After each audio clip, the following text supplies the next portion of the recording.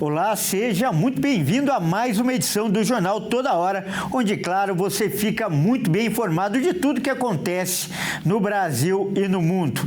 E olha só, a Operação CPF Protegido teve início nessa semana no Rio de Janeiro. E agora as farmácias são proibidas de exigir CPF do consumidor para dar descontos.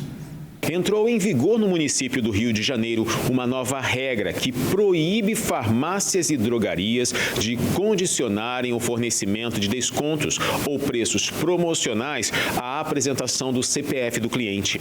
A medida faz parte da Operação CPF Protegido, lançada pela Prefeitura com o objetivo de reforçar a proteção de dados pessoais dos consumidores. A fiscalização começou nesta semana, com ações educativas na Praça Sans Penha, na Tijuca, zona norte da cidade. Equipes da Secretaria Municipal de Proteção e Defesa do Consumidor, em parceria com a Secretaria de Integridade e Transparência, visitaram estabelecimentos da região para orientar sobre a nova regulamentação.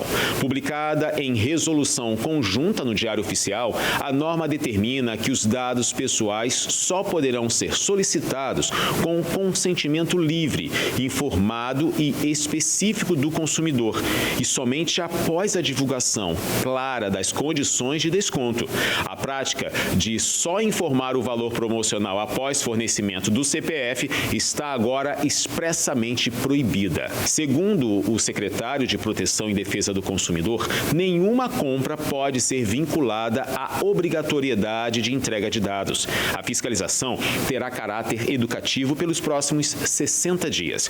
Após esse período, farmácias que descumprirem a norma estarão sujeitas a sanções como multas.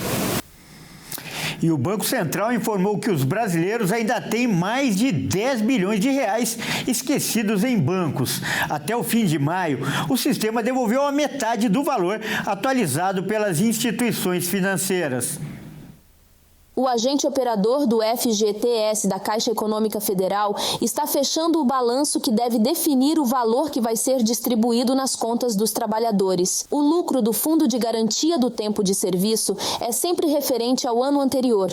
No ano passado, foram distribuídos mais de 15 bilhões e 200 milhões de reais a 130 milhões de cotistas, referentes ao lucro total de 23 milhões e 400 milhões de reais de 2023, o maior em 58 anos de história do fundo. Por decisão do Supremo Tribunal Federal no ano passado, a distribuição de lucros passou a fazer parte do cálculo de correção do fundo. Com a soma da taxa de referência, mais 3% ao ano, o total dessa conta deve garantir a correção equivalente ao índice de preços ao consumidor amplo, que mede a inflação oficial do país. E olha só essa notícia, lá em Santa Catarina uma laje desabou e a caixa d'água que estava no local despejou centenas de litros de água. Um carro foi atingido, mas felizmente ninguém ficou ferido. A Michele Veiga vai mostrar as imagens impressionantes. Já pensou estar ali com o teu carro estacionado ou passando por uma rua e daqui a pouco vem uma enxurrada do nada? Foi o que aconteceu na cidade de Xaxim, aqui no oeste de Santa Catarina, quando uma laje de uma estrutura acabou se rompendo, causando a ruptura também numa caixa d'água e que transbordou tudo em cima de um automóvel numa das suas ruas. Ninguém ficou ferido, mas a cena chamou bastante atenção aí na internet. O vídeo está circulando bastante. De acordo com a Defesa Civil do município, essa laje acabou cedendo por falha na estrutura, o que trouxe aí o rompimento também dos dutos d'água e essa aguaceira tomou conta lá de uma das ruas da cidade de Xaxim. Como eu disse, ninguém ficou ferido, mas chama a atenção para as questões estruturais de prédios mais antigos e também de reformas que estão sendo feitas em prédios atuais também.